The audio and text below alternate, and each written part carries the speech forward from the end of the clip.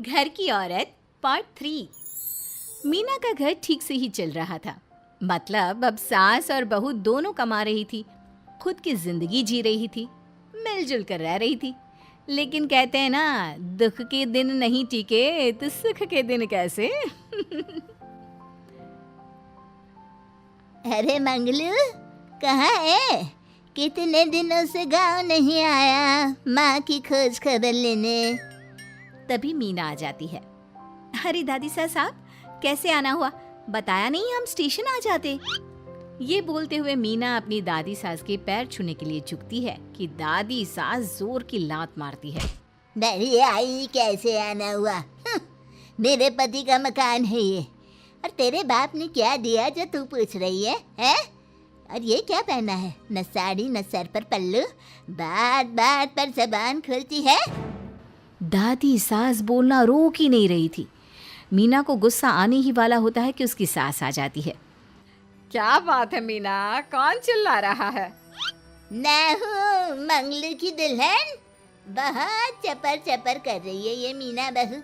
इसकी जुबान पर लगाम लगवा ले। मम्मी जी, मेरी बहू है, घोड़ा थोड़ी ना है जो लगाम लगवा दूं। तभी वहां मंगलू यानी कि मीना का ससुर आ जाता है और मीना की सास को एक जोर का तमाचा लगा देता है। वाह, जुम्मा जुम्मा 2 दिन हुए नहीं कमाना शुरू किए, मेरी माँ के सामने होशियार बन रही है। मैंने बुलाया है माँ को, ये रहेंगी तो कम से कम इस घर की औरतें औकात में रहेगी। अरे जब से कमा रही है सर पर चढ़कर नाच रही है। चिंता न कर मंगलू, मैं आ गई हूँ ना। दोनों को लाइन में लगा कर रखूंगी। दोनों बहू ने मेरे मंगलू की जिंदगी खराब कर रखी है। तभी वहां पोता यानी कि मीना का पति आ जाता है। पोता जो कि दादी का दीवाना था। दादी दादी, मुझे क्यों नहीं बताया कि आप आने वाले हैं? मैं गांव आ जाता कार लेकर आपको लेने। अरे तू तो जानता ही है, कार में बैठ नहीं पाती। पता नहीं, बहुत दिनों से लग रहा था कि तू और मंगलू परेशान है। आज मन नहीं माना तो आ ही गई मैं। देख, यहाँ आकर पता लग रहा है। क्या पता लग रहा है दादी? यहाँ तो सब ठीक है, किसी को कोई परेशानी नहीं है। क्यों माँ, क्यों मीना, क्या हो गया? इन दोनों को क्यों परेशानी होगी? इन लोगों ने तो परेशान करके रखा है। माँ और मीना के बारे में कैसी बात कर रहे हैं पापा? क्या हो जाता है आपको रह रहकर? तू तो खाना बना बना कर बेशर्म हो गया है, लेकिन मैं नहीं। मेरी माँ आ गई है अब इस घर में। अब यहाँ सब वैसे ही रहेंगे जैसा मैं चाहता हूँ। देख मंगलू, तेरी बहू काम करती है तो मुझे कोई लेना देना नहीं है, लेकिन मेरी बहू कोई दर्जी का काम नहीं करेगी, साफ साफ बोल रही हैं। लेकिन दादी साहब, वो तो बहुत अच्छा बुटीक चला रही हैं। बहुत अच्छा चला रही है, लेकिन हम लोगों ने अपने घर की बहू से ना काम नहीं करवाना। अरे इसके बाप को शादी के वक्त ही बोल दिया था। और इसके बाप जिन्होंने दहेज में एक साइकिल दी थी ना, कैसे हाथ जोड़कर कह रहा था, मेरी बेटी आपके घर आ गई, इससे सौभाग्य कुछ नहीं। अब देखो इसकी बेटी, बहू आ जाने के बाद सर पर चढ़ रही है मेरे मंगलू के। मीना जो कि सास की बुराई सुनकर परेशान हो जाती है। दादी सा छोटा मुंह बड़ी बात। लेकिन क्या पिताजी ने आपको बताया नहीं? सासू माँ ने अपने पैसे से ससुर जी के जन्मदिन में कार दी थी। ससुर जी इतने साल से स्कूटर से जाते थे, अब कार से जाते हैं। क्यों ससुर जी, बताया नहीं आपने? क्यों रे मंगलू, कार ले ली तूने? मुझे तो तू पैसे भी नहीं भेज रहा। 2 महीने से कैसे कैसे दिन काट रही थी और तू यहाँ कार से घूम रहा है। आप भी सासू माँ को अपने बैंक अकाउंट की डिटेल दे दीजिए दादी सा, वो डाल दिया करेंगी पैसे आपके अकाउंट में। क्यों सासू माँ? मंगलू यानी कि मीना का ससुर, जिसने अपनी माँ को गांव से सिर्फ अपनी बीवी को लगाम लगाने के लिए बुलाया था, ये सब देखकर जोर से चिल्लाता है। मीना बहू, चलो दादी सास आई है, यह नहीं कि खाने पीने का इंतजाम करे। अरे माँ, तू भी किन लोगों की बात में आ रही है? चल मेरे साथ मेरे कमरे में चल। ससुर अपनी माँ को लेकर कमरे में चला जाता है और दोनों बैठकर वैसे ही पंचायत शुरू कर देते हैं जैसे कोई बहू अपनी माँ से सास की बुराई कर रही हो। देख मंगलू, गलती तो तेरी ही है जो तूने घर की जनानियों को काम के लिए बाहर निकाला। दूसरे तेरे पापा को देखा था, कभी मुझसे फालतू बोलते। अरे मरते दम तक तेरा बाप मेरी मुट्ठी में रहा है, यही सिखाया था मैंने तुझे। क्या बोलूं माँ, जब से ये मीना बहू घर आई है ना, इसने घर का सारा इतिहास भूगोल बदल कर रख दिया है। उस तितली से तो मैं बाद में निपटूंगी, पहले तेरी वाली को तो ठीक कर दूं। अरे बहू क्या आ गई, खुद को टाटा अंबानी समझने लगी है। माँ देख, जो भी हो, इस बात को याद रखना कि हमारे घर की परंपरा क्या है। औरतों का औकात में रहना जरूरी है। अरे बहू के साथ मिलकर माँ ये बात उड़ती रहती है। बेटा देख, गलती तो तेरी भी है, क्यों तूने इसे काम करने की छूट दी। मारना भी कम कर दिया है तूने इसे, वरना पहले आती थी तो बहू का कोई ना कोई हिस्सा सूजा हुआ या काला ही दिखता था। देखकर तसल्ली मिलती थी कि तूने कंट्रोल कर रखा है। इस बार तो काला और सूजा छोड़, अच्छी खासी चमकती दिख रही है ये। अब क्या बताऊं माँ, गलती तो हो गई है। हाँ, वो कार देखकर पिघल गया होगा ना तू।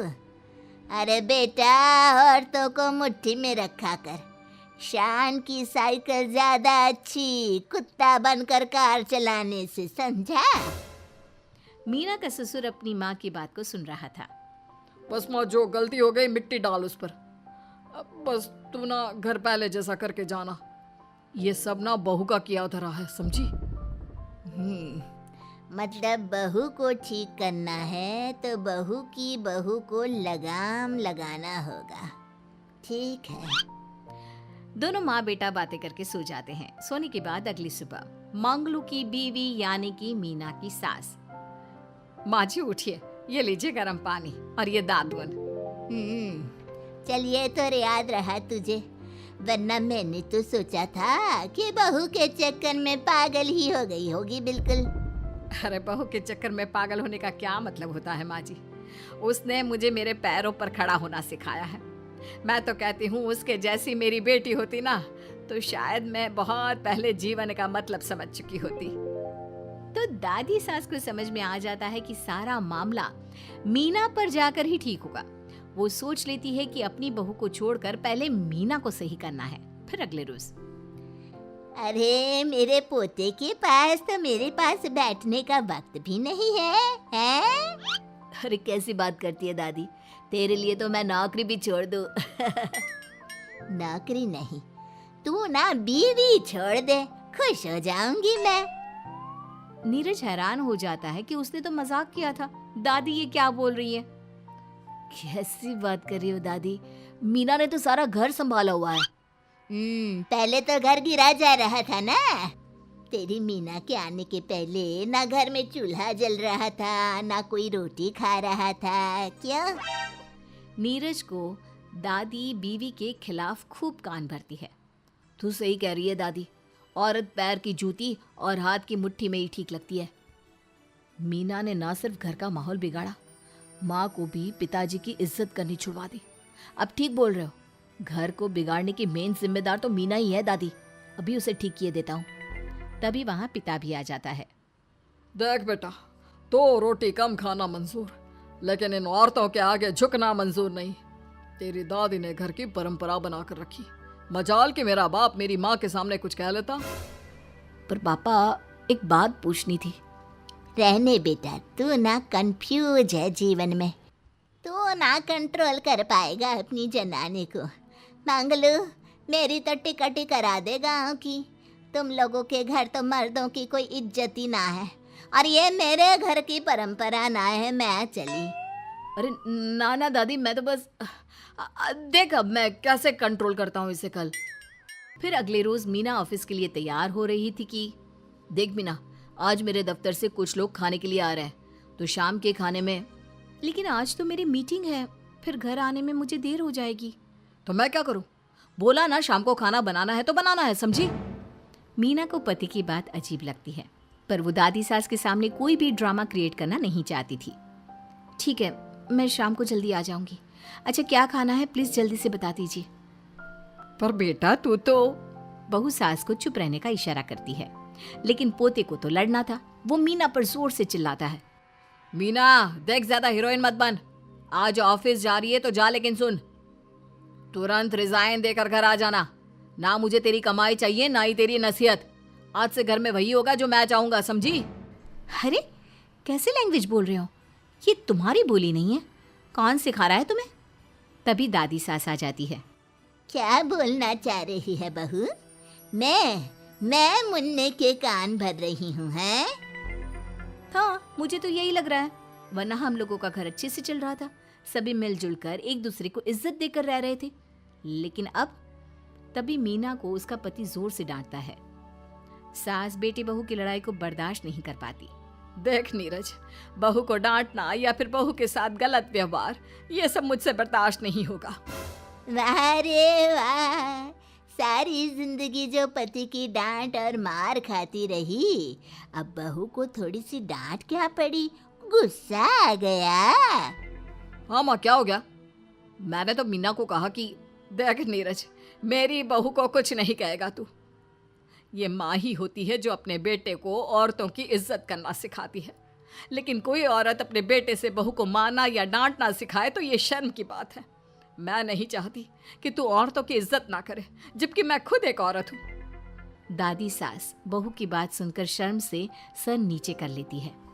सच कहा सासू माँ, एक रानी ही अपने बेटे को राजकुमार की तरह पालती है जो दूसरी औरतों का सम्मान करे। काश दादी सास भी पिताजी को अच्छे संस्कार दे पाती। मीना की बात सुनकर दादी सास उन लोगों से माफी मांगती है। मैं समझ गई बहू, औरतों की बेइज्जती करने को घर की परंपरा समझती थी, झूठी शान समझती थी। वो सब गलत है। औरतों की इज्जत से घर में माँ लक्ष्मी और सरस्वती का वास होता है। मुझे माफ कर दो।